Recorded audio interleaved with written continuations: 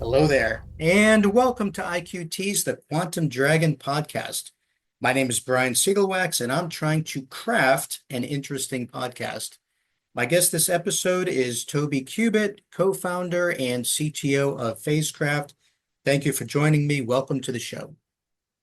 Yeah, great to be here. Thanks a lot for having me on.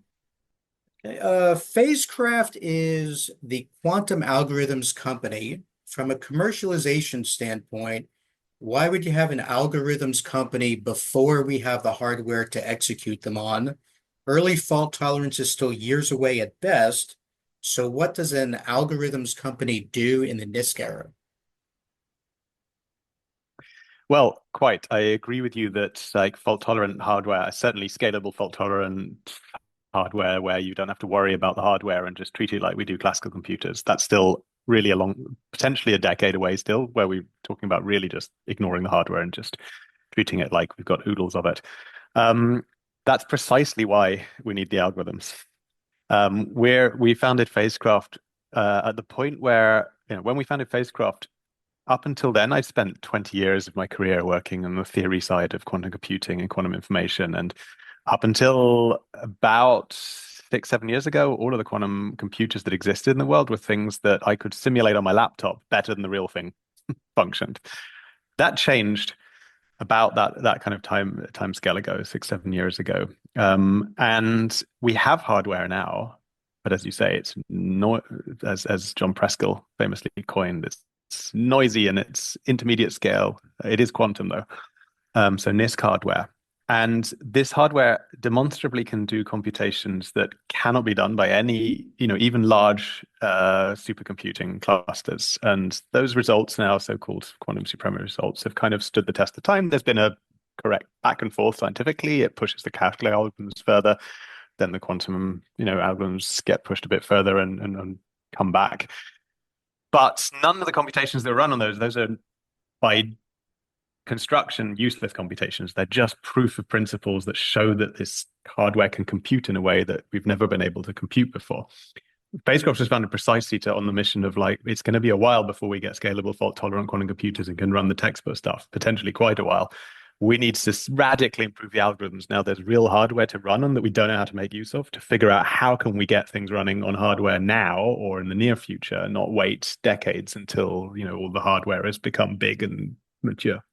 And that's why, and the difference, whilst the hardware has progressed slowly and steadily, which, in a very positive way, but on the algorithm side, one idea might knock off, a factor of 1,000,000 off the number of qubits and the number of gates you need, or maybe 3 ideas, or maybe 5 ideas, each of which knocks off a factor of 2 or 5. And that's the kind of work that Phasecraft's done. We're on a mission. We are running on real hardware. And we care about getting the algorithms and for real world applications running on real hardware that already exists. And that's, you can make, if you bring down by being clever on the algorithm side, on the very applied algorithm side for practical problems, we can get these things running on hardware that exists now and indeed have results that kind of demonstrate that they're early stage. They're still scientific applications, but it makes a big difference. Speaking of algorithms and a factor of 1,000,000, quote, hold on, I'm trying to cough at the same time. Yeah, get that out there. So, Sure. Quote, the cough isn't in the quote, by the way, for people listening. Quote, right. Phasecraft's algorithms are 43 million times more efficient than standard approaches, unquote. It's a mighty big number and somewhat specific. How is that calculated?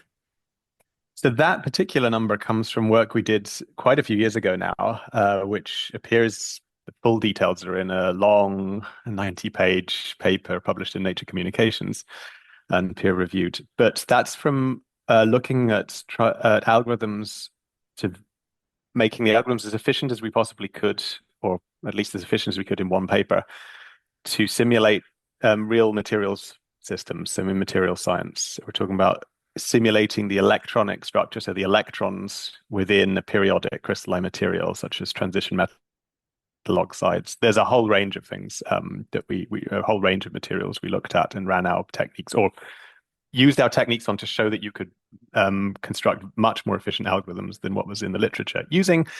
That was a classic example of using a bunch of clever ideas, each of which stacked. So there's ideas in there of novel fermionic to qubit mappings, a way of representing electrons on the quantum computer, because there's a kind of mismatch in the physics. You pay an overhead for that. If you're clever, do some clever maths, you can get that overhead down. But combining that, that maybe gives a factor of 5.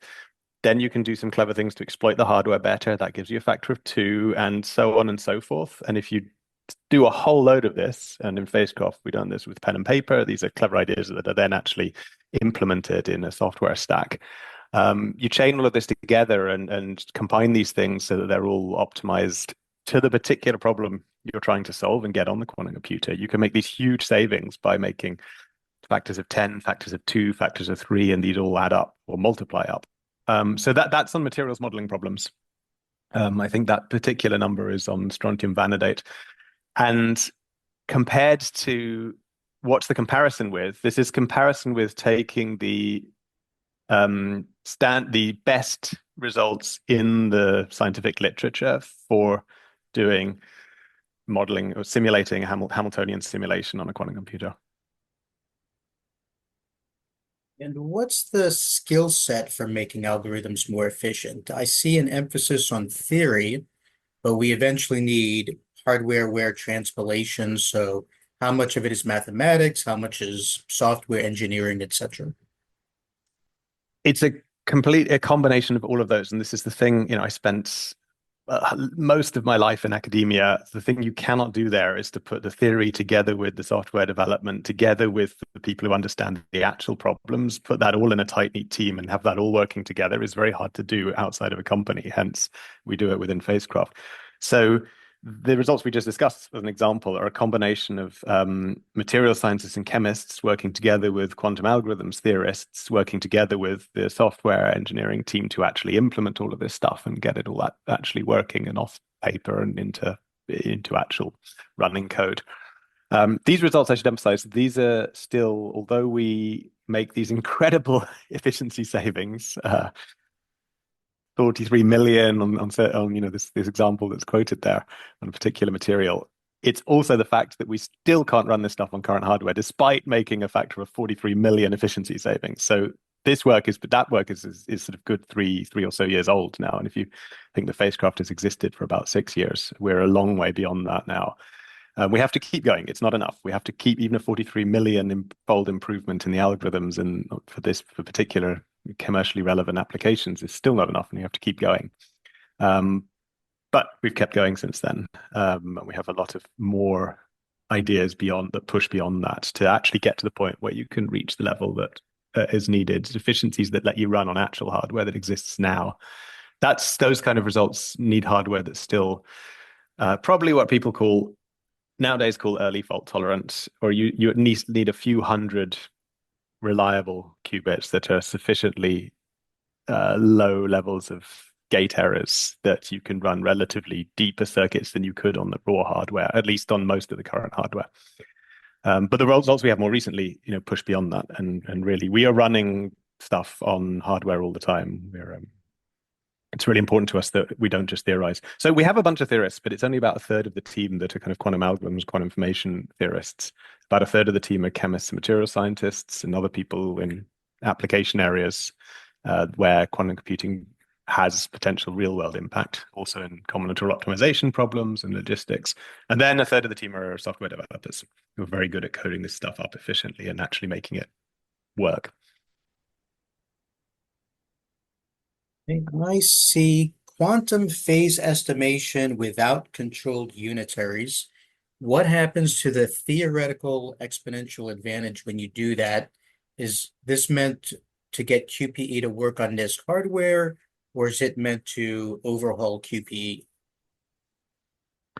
Uh, it's There's exponential speed up for the QP subroutine, so quantum phase estimation subroutine gains you on certain problems. This doesn't change for the problems where you can use this statistical phase estimation technique.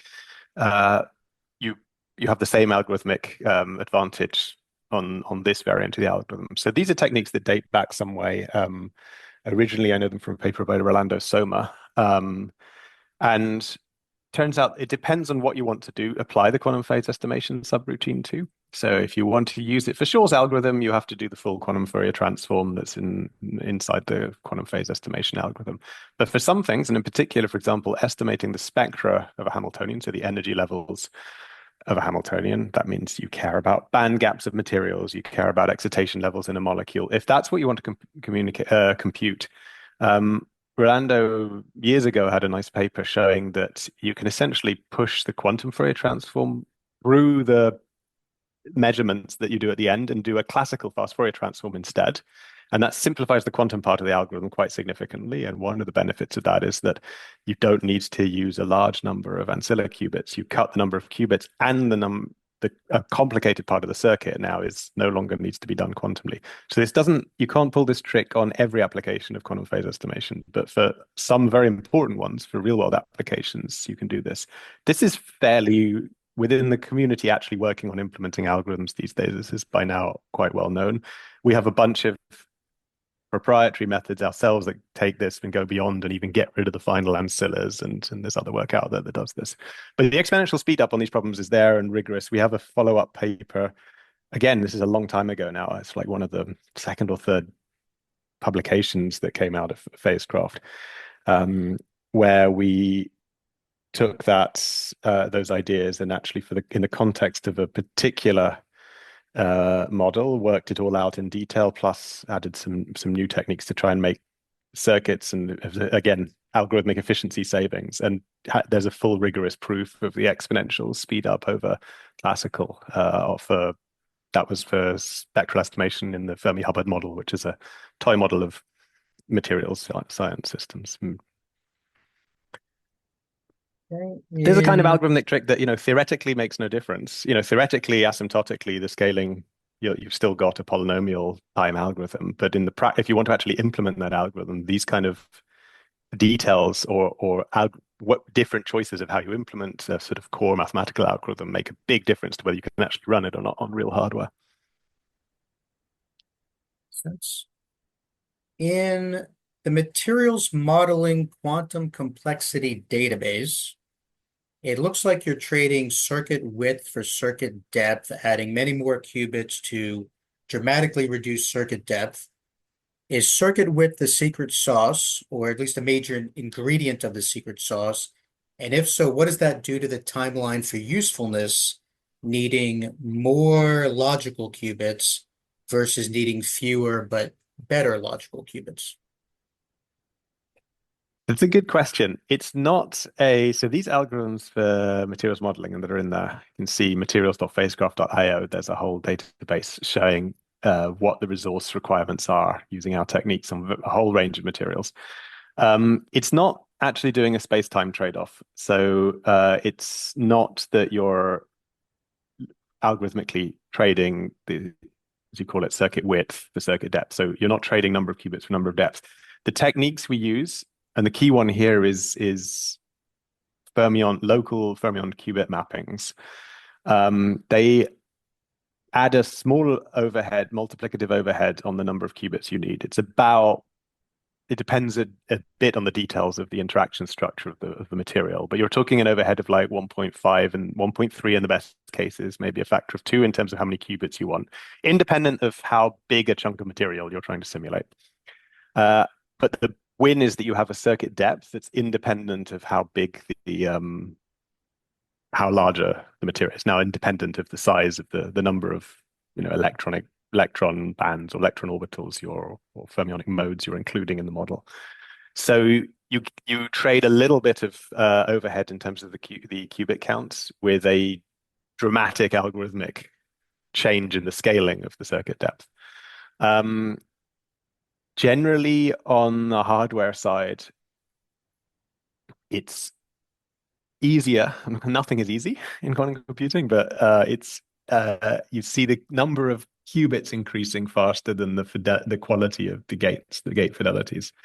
Um, Now, eventually, the only theoretical known solution to be running arbitrary long quantum computations on imperfect hardware is to use full fault tolerance and error correction. But that has a dramatic overhead in terms of the number of qubits, unfortunately. It's coming down a lot. It's getting closer, but it's still, there's still quite a way to go. Um, but you don't need a full fault tolerant scalable quantum computer to run something useful. You don't need to run an infinitely long computation on a quantum computer before it's useful. I mean, we don't run infinitely long computations classically. So you need the qubits to be good enough to run this computation that's long enough to produce the results you're after. So if you reduce the circuit depth substantially in terms of the algorithm, whether you're running on fault tolerant hardware or NISQ hardware or early fault tolerant hardware, those kind of efficiency savings, you're never going to stop caring about them. In the era of full fault tolerance, Phasecraft, we just get to flip everything and go, and we can solve problems 43 million times bigger than anyone else. But at the moment, in the current era, even when you start to add error correction and fault tolerance, they're not going to have millions of physical qubits on day one. So the more you can reduce the circuit depth, that actually benefits in terms of the number of physical qubits you have as well, because you need to do less. You need to do error correction and fault tolerance to less high quality, which reduces the overhead you need in terms of physical qubits as well. So circuit depth really is what I mean.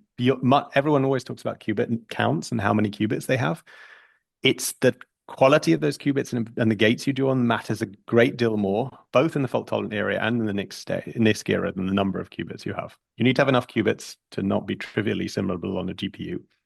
But once you've got a few hundred qubits, I care much more in Phasecraft about how the quality of those, whether those are physical qubits or logical qubits that are partially error corrected and fault tolerant, with fault tolerant implementations. I'm going to have to highlight a sentence he had in there, which was fantastic. It was something like, we'll be able to run circuits 43 million times bigger than everyone else. And you just kind of like Yeah. had it in there, like mixed in there. And I'm like, what a great sentence. I don't know what I'll do with that yet, but that's got to be like highlighted or something when I publish this. But it's just so I mean, casual, this is something 43 that, million yeah, times bigger than everyone else. I'm like, yeah, that sounds like a big deal. it's a you are never not going to care about this. So often Phasecraft people perceive Phasecraft as a NISQ company. No, we're working on NISQ hardware, noisy hardware, non-fault tolerant error corrected hardware, because that's what exists now. But almost all of the things we do apply efficiency gains of that magnitude in algorithms for real world applications is something that we've never stopped caring about in classical computing. And we will never stop caring about that level of gain in quantum computing either. I would, you're never going to stop caring about being able to solve problems 43 million times bigger than anyone else can. That's always going to be useful. So we'd be delighted if someone adopts a scalable fault tolerant quantum computer tomorrow at Phasecraft. It would make all of our lives so much easier, but we have to work in the real world. We're a company, and the current real world hardware is very impressive, but it's not yet something we can just ignore, pretend it's a perfect quantum computer and someone else is taking care of doing all the error correction and fault tolerance. And we also, it's not that we don't use error correction and fault tolerance methods. It's just we integrate these things tightly into the algorithms, targeting hardware that's on a scale that you can actually run now or tomorrow or next year, not in 20 years' time. And with that, that's a great way to end my questions. I'm all out of questions, so the floor is yours to say anything else you'd like to say. I've said a whole already, and you've asked some really great questions. I would say that what we haven't touched upon on the technical side is, everything we've talked about actually is probably 3 or 4 years old. The kind of the results that we've talked about here just now. Spacecraft's a startup, of course. We move fast. We don't stop. We keep pushing because we want to get useful stuff running on quantum computers now. And 43 million improvements in the algorithms are still not enough. We have to keep going. A lot of the most the work that we've done that pushes beyond that is actually looking at hybrid quantum classical algorithms where we're using, because we can't fit the full problem on the quantum computer yet, and this applies across the application domains. This is true in kind of simulating quantum physics, so materials science, chemistry. It's also true in applying quantum computing to combinatorial optimization problems in logistics. We've done work with the National Grid in the UK and others on energy grid optimization. All of these where we've got these small but incredibly powerful quantum computers that exist now that can compute things no conventional computer can compute, but we have to make it useful for something. So what we've done since the results we've been talking about today is, which are trying to get the full problem onto the quantum computer. We can't quite fit it yet. The hardware needs to get a bit better still. So what we can do is let's look at the problem and let's find the difficult mathematical core of that problem is why the classical computers can't already solve it. And let's try and solve that piece of the problem on a quantum computer, and then use that as a subroutine inside a much larger classical algorithm that then solves the whole problem. And both in work we've done on quantum enhanced DFT, DFT is like the workhorse algorithm in industry and in academia for doing computational chemistry and computational materials modeling. The core difficult part of DFT, which is why it sometimes goes spectacularly wrong and predicts something's an insulator when it's actually a conductor, is kind of well understood.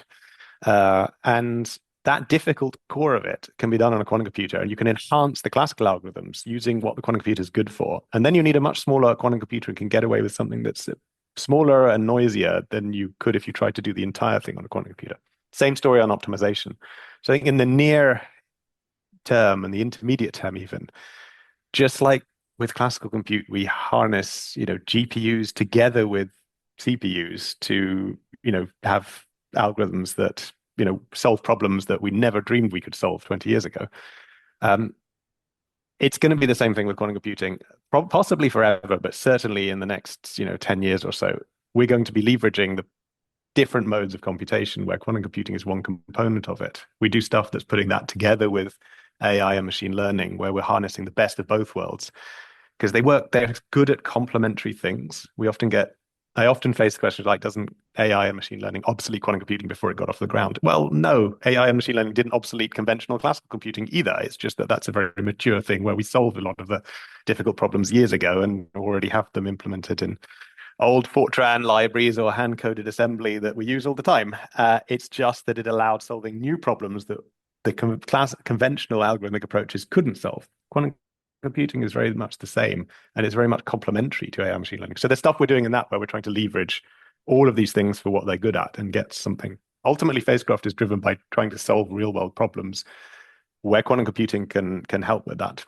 We're not a research institution where we just want to do quantum algorithmic proofs and things. We're actually trying to get this to work by any means possible.